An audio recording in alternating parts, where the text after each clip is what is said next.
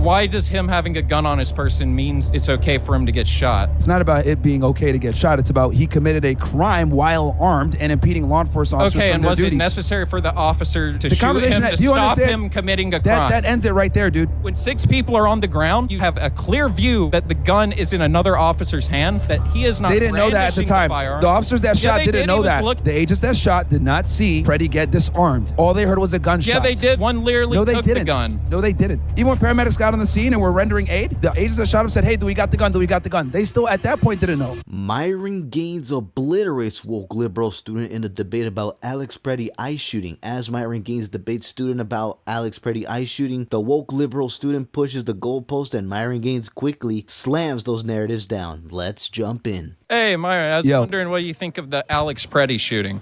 Well, I mean, look, it's never good when someone loses their life, but I think people need to be a bit more responsible, understand that, like, you know, getting into situations with law enforcement and putting yourself in bad scenarios can lead to violence. Yeah, putting yourself in a scenario like that could put you in more violence, but don't you think that the cops should have been more responsible before executing someone when it's your Second Amendment right to concealed carry?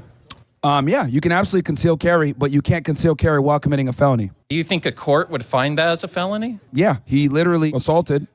Someone puts their hand on someone's shoulder to ask him a question, it's like assault? Well, because in the context of that situation, I don't even know that a court, if it's a jury trial, would find that was assault. Well, actually he was, because what was happening was the Border Patrol agent was dealing with... He was what? Can I finish what I was going to say? That wasn't a response. He was what? Are you saying I was gonna finish, but you just interrupted. Okay.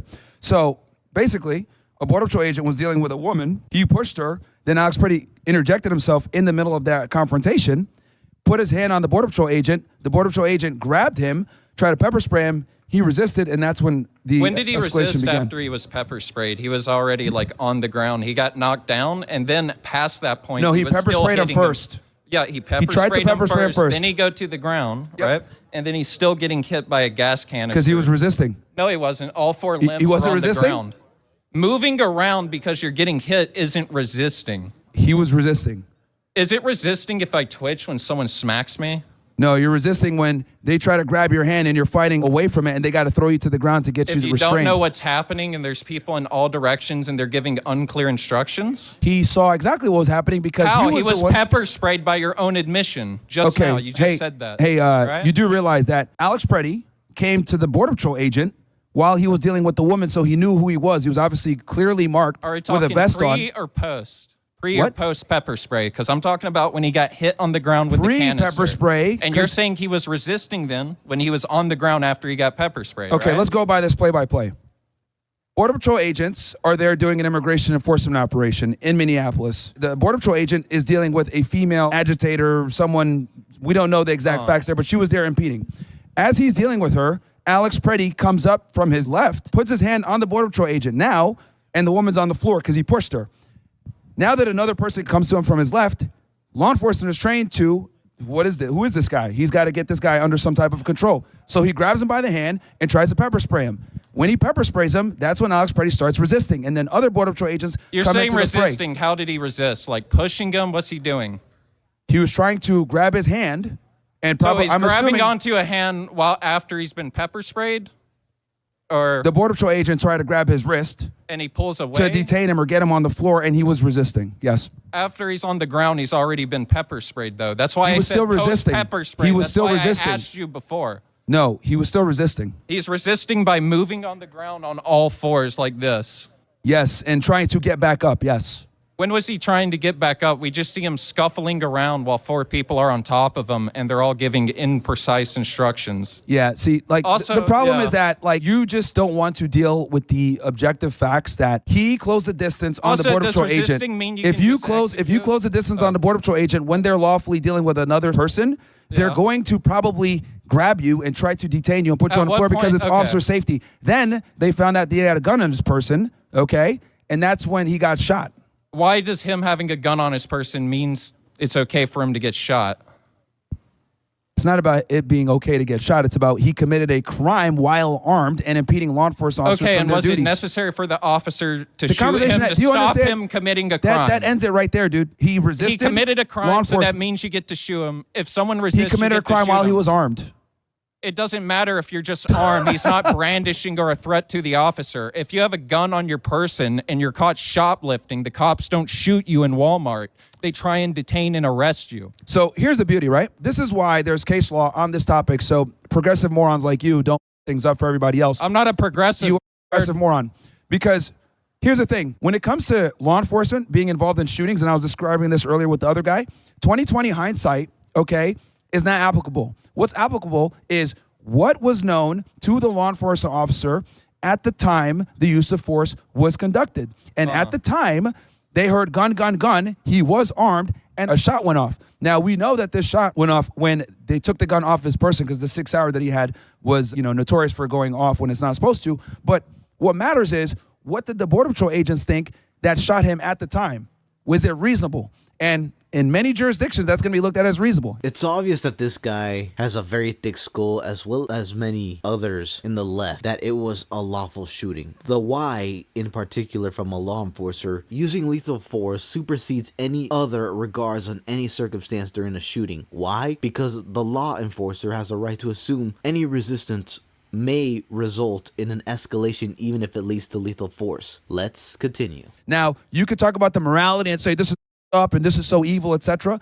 But the reality is, he was impeding law enforcement. He committed a felony. He assaulted them at the time that happened, and he was armed. And he was doing this for weeks prior. We don't even know if he would find that that's assault in any sense. Even if it was, you're just saying... It is. You cannot put your hands on a Border Patrol agent. It's 100% assault. You cannot put your hands on a federal law enforcement officer when they're in the middle of an enforcement operation. He was dealing with another suspect, and he put his hands on him. That's assault all day. If you're going just you by lose on that. straight letter of the law, though, anytime you even touch someone, it could be considered a battery, right? Don't touch federal agents when they're doing their jobs. I said anyone, not federal agent. Well, right? that's very important because that's pertinent to the facts. Okay, but I'm asking you generally, as a matter of law, it would be battery if I just touch any person. Like if I tap you on the shoulder, right? If you want every to take it state is different, right? but we're not here to discuss that. I'm here to tell you, you cannot touch it. So you can't discuss the law that we're here to talk about now. We're talking about a specific instance about Alex Pretti and Border Patrol agents. You're moving the goalposts. You're moving the goalposts. Or battery. You're moving the goalposts. We're talking about federal agents. We're talking about what we started with, right? See, yeah. Say it next. Yeah, dude, we're talking about Alex Pretti, which means we're going to be talking about federal agents and really? assaulting federal agents. I thought we were talking about unicorns. Holy shit, dude. Incredible. They just let anybody in here, huh? Yeah, it's a public space, not a fascist police state like you want. No, I meant as in like USC. Like they got to increase the standards, I'm not a member of USC, you idiot. You go to school here, right? No. Oh, you don't? No. Okay, all right. No. You guys are redeemed a bit then, because this guy is incredibly. Yeah, you're so. You have to make so many assumptions, and you're wrong about all of them. You can't even talk about. I cited law. I gave you the fact pattern. I told you why he got shot. I told you exactly what happened, play by play, and you're still sitting here saying, "Well, is this still assault?" And they didn't take the broad totality of circumstances in the situation, right? Because you're saying he heard a gun, therefore it's legal. But any case, they're going to look at the broad totality of circumstances. Yes. When 6 people are on the ground, you have a clear view that the gun is in another officer's hand, that he is not. They didn't know that at the time. The officers that shot didn't know that. Looking right see, at him. See, that's why you don't see. That's the problem. You didn't even. The officers that shot didn't know that. You can see him looking over the cop's body right there. You can see he doesn't have a gun. He's in clear view the entire agents time. That shot He's never did not obscured. see. The agents that shot did not see Pretti get disarmed. All they heard was a gunshot. Yeah, they did. One literally took the gun. No, they didn't. Yeah. And then the no, other they didn't, one watched because him take it. even when paramedics got on the scene and were rendering aid, the agents that shot him said, "Hey, do we got the gun? Do we got the gun?" They still at that point didn't know. But the paramedics didn't know that they had the gun, even though who didn't know? The agents that fired, officers. The agents that fired didn't know if he still had the gun on him because they shot just because they heard gun, right? They never said he was pointing a gun. He was trying to shoot him. They just said there was a gun so they could shoot him. No. The agents that shot were not aware that he was disarmed when they shot. Even if he was armed, he's not brandishing or using the weapon. What's it matter? You're just saying he has a gun, so that means we get to shoot him. Having a gun isn't illegal. Holy crap. Okay, let's go through this. Maybe the rest of you guys... Is having a gun illegal? Can a cop shoot you for shooting a gun? Just stop, because you don't even understand the fact pattern. Again, Border Patrol's there. doing an enforcement operation, immigration enforcement operation. One of the Border Patrol agents is dealing with a female suspect, pushes her to the floor. As she's hitting the ground, Alex Pretti comes up to the Border Patrol agent, puts his hands on him. That's assault right there and then, right? When he does that, the Border Patrol agent pepper sprays Alex Pretti. Then he tries to take him to the floor. Alex Pretti resists, other agents jump on, and they get him to the floor. As they're struggling with him, one of the agents, or a couple of the agents, say gun. When they do that, one of the Border Patrol agents was able to disarm Alex Pretti. But the person that disarmed him is not the agent that shot, because there were multiple of them and it's rapidly evolving facts at the same time. So what ends up happening is the agent that takes the gun away, the gun accidentally goes off. They think, oh, he has a gun and we heard a gunshot. So what do? They fire. Also, it's important because you don't know this fact either. While Alex Pretti was on the floor, he was shot from his left. The agent that was to his left, all he saw was him doing this because Alex Pretti is right-handed. This is the motion of, is this guy trying to grab for his gun, right? So as he's doing that, he can't see what's going on. That's another reason they fired. Again, it's not 20/20 hindsight. It's about what did the officer know at the time when he pulled the trigger? Was it reasonable? And it is reasonable. That's why they're not indicted, okay? And then on top of that, after Alex Pretti got shot, the agent that shot him didn't know that he was disarmed during all of that debacle. So as paramedics are coming on, they're like, hey, get the gun, get the gun. Do we have it? That's when they found out that he was disarmed from the beginning. So again, it's not 20/20 hindsight. And this is precisely why, for everybody here listening, you should not resist federal agents or police and struggle with them, because you could put yourself in a very precarious situation. That's what happened. There's case law that protects this and supports it, like Tennessee versus Garner and Graham versus Connor. You could say what you want. You could make a morality argument. You could cry about it all day.